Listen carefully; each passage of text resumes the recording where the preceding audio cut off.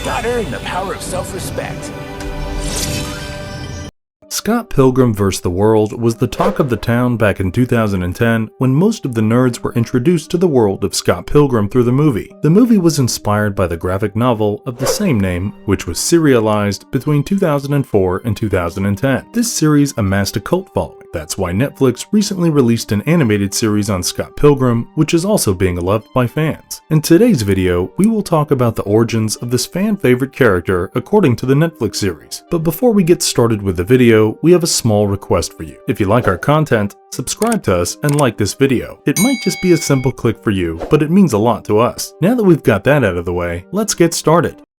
Who is Scott Pilgrim? Scott Pilgrim is the protagonist of the Scott Pilgrim vs. the World graphic novel that was created by Brian Lee O'Malley. Scott Pilgrim was born and raised in Peterborough, Ontario. When he reached the age of 16, he moved to Northern Ontario. Scott also had a small sister named Stacy Pilgrim. On the first day of high school, he became involved in a fight and was sent to the principal's office. While waiting outside the principal's office, Scott met Lisa Miller and became friends with her. While Scott was attending St. Joel's Catholic High School, he met Kim Pine, who became his partner for a presentation in his history class. Meanwhile, Lisa asked Scott to form a band to become the cool kids in the class, but they were only a group of two and lacked a drummer. Later, Scott watched Kim Pine playing drums for a band and decided to ask her to join their band. One day, Scott arrives at school and finds everyone lying unconscious on the ground. Lisa tells him that some boys from the Ben V Tech High School called the Ben V Tech Boys came and defeated everyone in their school and took Kim with them. This prompted Scott to rush and save Kim. He fought every Ben V Tech boy and defeated them. Eventually, he came across Simon Lee, the leader of Ben V Tech Boys. He kicked his ass and asked Kim to join their band. She agreed and they shared a kiss and started dating. Lisa, Scott, and Kim formed a band called Sonic and Knuckles. Everything came to an end when Scott moved to Toronto with his parents and broke up with Kim. In Toronto, Scott attended the University of Toronto and became friends with Stephen Stills and Wallace Wells. Stephen Stills dated Julie Powers and Scott started dating her roommate, Natalie Adams. During this time, Natalie, Scott, and Stephen created a new band called the Kid Chameleon. Eventually, Natalie changed her personality and asked everyone to call her Envy Adams. One day, Envy and Scott had a big fight and broke up. After the breakup, Scott went into depression and became agitated at the slightest mention of the name Envy. Later, Kim Pine also moved to Toronto. Kim, Stephen, and Scott formed another band called Sex Bob Om. Meanwhile, Scott started living with Wallace Wells, who was gay. Later, Scott met with Knives Chow, a 17-year-old teenager, and started dating her. Although he never announced his love for Knives, but it was obvious to everyone and Knives that they were dating. Even though he was dating Knives, Scott began to have dreams of a mysterious girl who he thought was not real.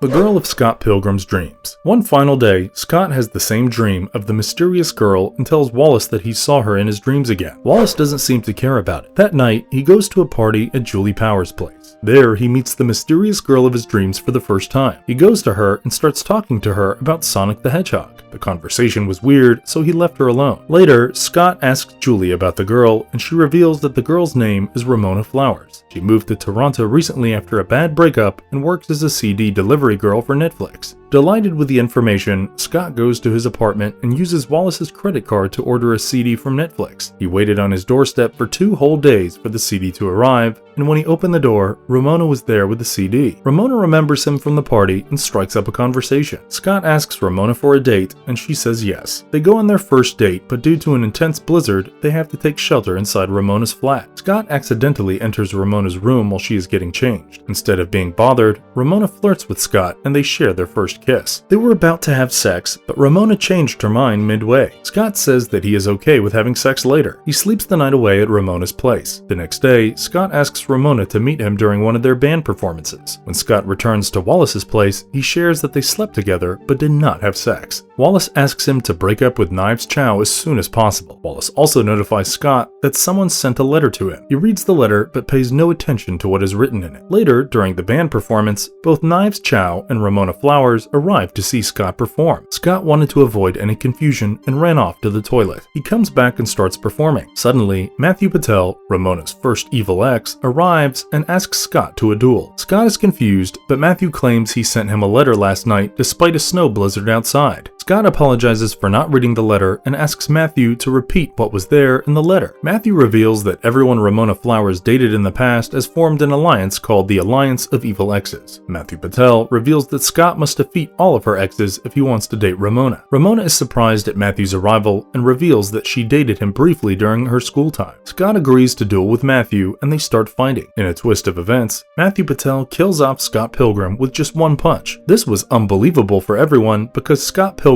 was considered the best fighter in the province.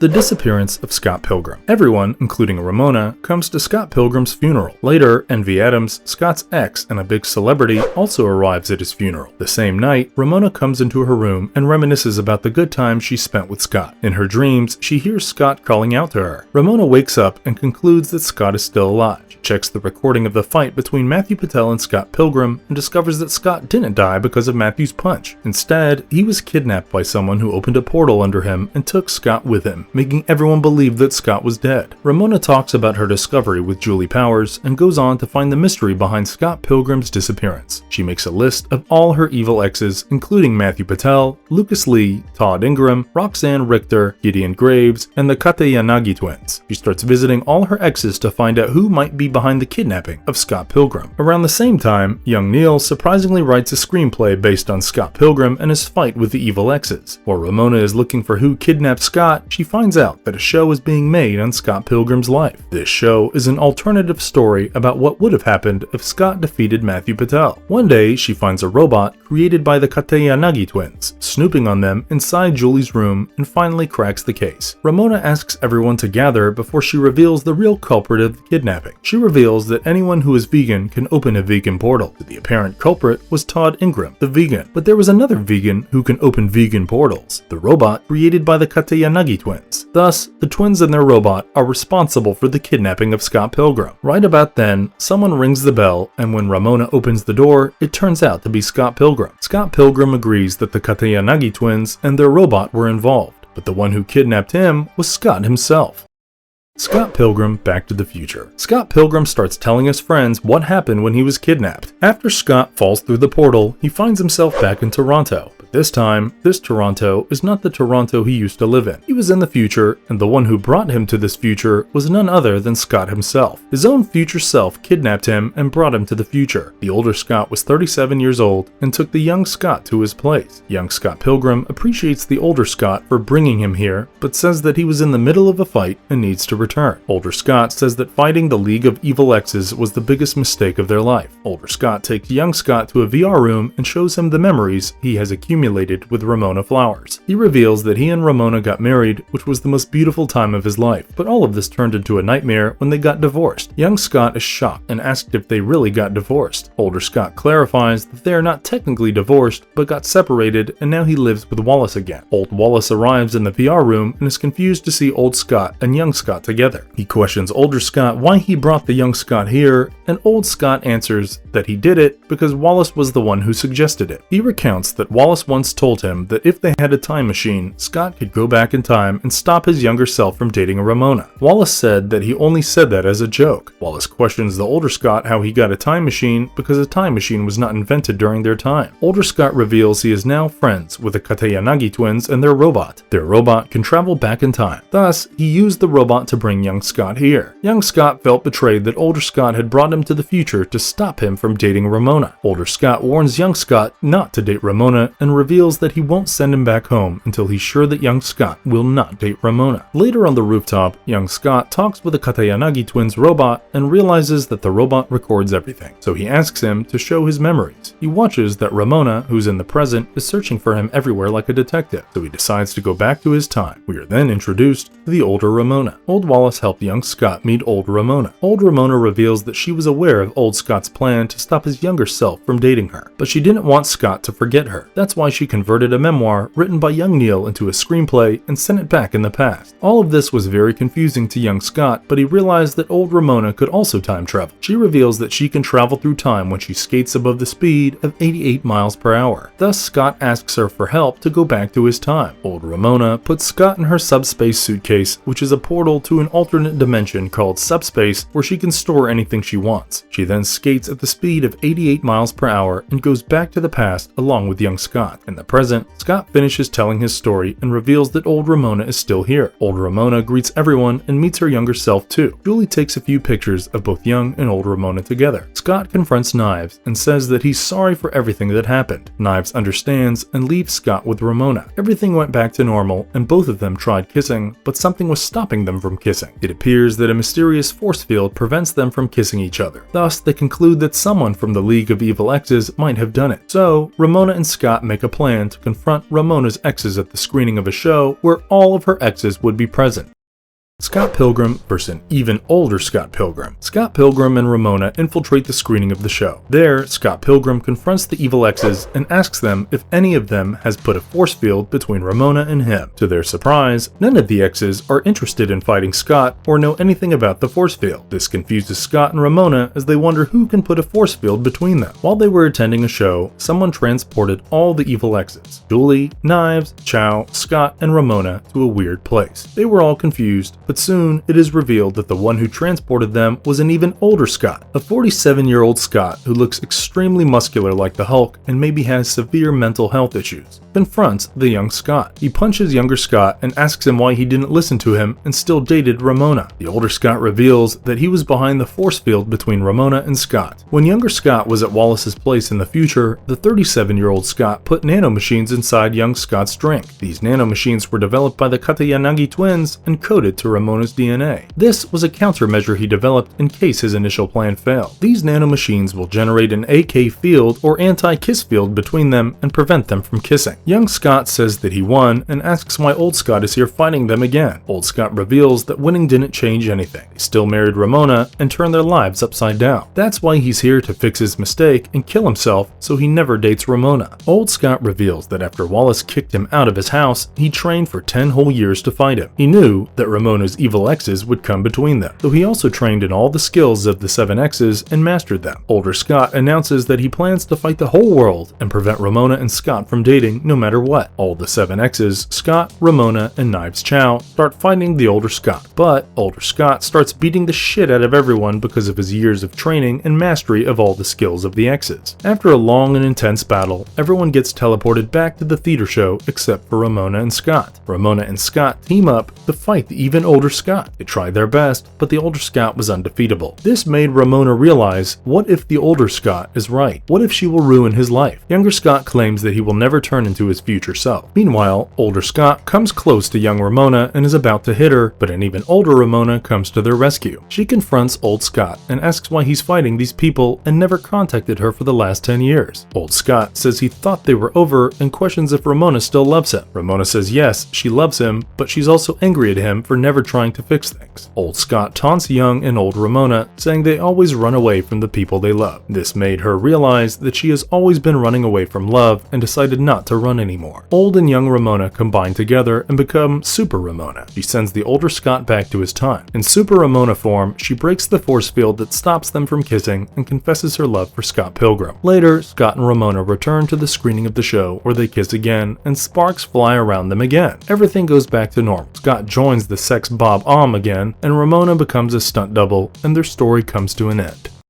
What makes him lethal? Despite looking like a skinny kid, Scott is a formidable fighter. He is often referred to as the best fighter in the province. What makes Scott a formidable opponent is his massive arsenal of attacks, moves, and weapons. Scott Pilgrim's moves are inspired by the Street Fighter games. The most powerful move in his arsenal is Shoryuken, a move that Scott uses to uppercut an opponent by jumping in the air. Scott's arsenal also consists of a move called the air juggle, where he punches his opponent 64 times before sending them crashing to the ground. Scott also uses a counter move called the reversal. We saw him use this move during his fight with Matthew Patel. In this move, Scott blocks the opponent's attack and punches them with enough force to make them go flying through the air. Besides offensive moves, Scott also has some defensive moves in his arsenal. The first defensive move used by Scott was Music Field, force field created by Scott and his friends using the power of friendship. Apart from his moves and attacks, Scott Pilgrim also possesses a set of unique weapons that he uses during his fights. The first one is the power of love. We know it sounds cliche, but Scott unlocked this weapon after confessing his love to Ramona. The power of love manifests itself as a katana. The second weapon in Scott's arsenal is the power of understanding. Scott unlocked this weapon after he understood that he and Gideon are kind of similar, and Gideon can improve for the better.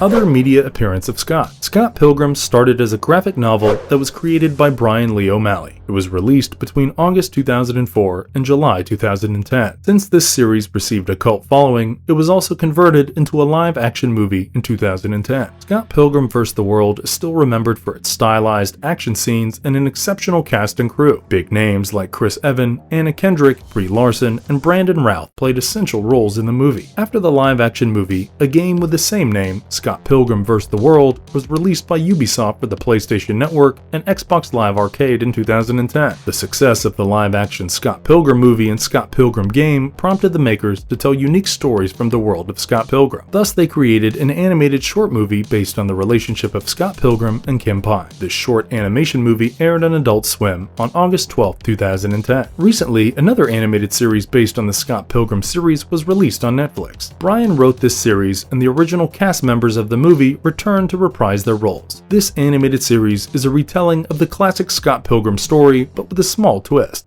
Marvelous verdict. Scott Pilgrim's stories always had a linear storyline. Scott meets the girl of his dreams, fights her evil exes, wins, and the story is over. This time, with the Netflix series, the creators tried taking a different route to the story. This time, Scott died during his first fight with Matthew Patel. This surprised most fans because Scott always wins this fight in the original storyline. This small change in the storyline completely changed the trajectory of all the characters involved, including the evil exes. This story also gave the viewers a deeper insight into the character of Ramona Flowers, who was always a mystery because of her straight face and unpredictable nature. In essence, this series was perfect to the minute. Details, and we wish to see a season 2 as soon as possible. But at the same time, we want the makers to take their time and cook another delicious and unique storyline that will make us fall in love with our favorite Scott Pilgrim all over again. With that being said, if you like our content, like it and subscribe if you haven't already. Have a good one and be safe. Thanks everyone.